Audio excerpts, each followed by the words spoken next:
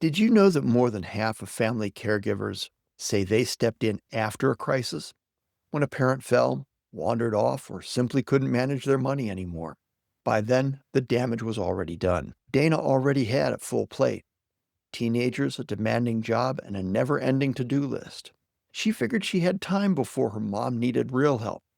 But after her mom overdrafted her checking account 3 times in 2 months and started missing her medication doses, it was clear this was no longer something to wait and see about. No one wants to believe their parents are slipping.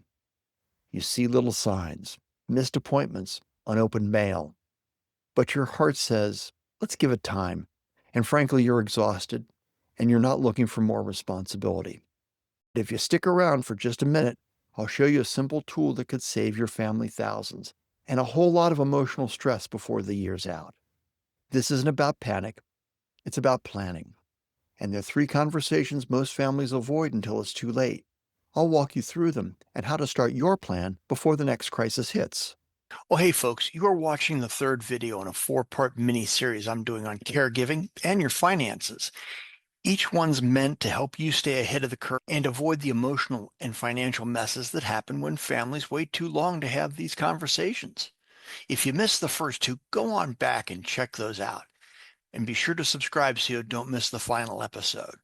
Waiting costs more than acting early. It's easy to tell yourself you'll deal with this later, but here's what that looks like in the real world. Parents lose access to tax-saving strategies by not coordinating withdrawals or gifting. Families miss critical coverage to set up or fund long-term care. Out-of-pocket costs spike when emergency care decisions are made without a plan, usually at the most expensive possible time. When families wait, they don't just lose money, they lose options. In fact, Dana's family ended up dipping into her mom's IRA prematurely to cover assisted living. That triggered unexpected taxes and reduced future Medicaid eligibility, 2 things that could have been prevented with just a few steps of early planning. Planning doesn't eliminate the cost, it gives you control.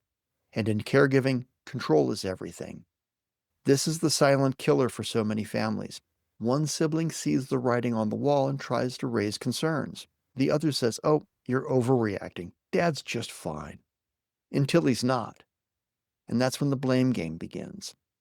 When caregiving decisions happen in a vacuum, without shared expectations, you get resentment about who's doing all the work, arguments about who's contributing financially, and confusion about legal authority. Who is the power of attorney and who's on that account? The longer families avoid the conversation, the more expensive and emotionally charged the situation becomes. You don't need to solve every issue in one meeting, but you do need a way to start. And that's where having a checklist can make all the difference. It gives you something neutral to point to. Hey, let's just go through this together and see where we stand. That simple step shifts the tone from confrontation to collaboration. Most people think I'll deal with this when I know more. But that day rarely comes because caregiving doesn't follow a calendar, it follows a curveball. And that's why I created the Caregiver Financial Planning Checklist, a tool that helps families spot financial and legal warning signs early, start conversations about care preferences and support roles, understand the documents, decisions, and trade-offs involved. It's not a worksheet, it's a roadmap, and it gives you a place to start. Because starting is truly the hardest part. You can grab the checklist using the link below the video. You'll also see a link to schedule a time with me if you'd like to walk through your family's situation. If this helped you out, do me a favor. Hit that like button, subscribe, and ring the bell so you don't miss the next one. Got questions? Drop them in the comments. I read and reply to every one. And if you want to dig deeper into this topic, check out the next video. I linked it here. I think you'll find it super helpful.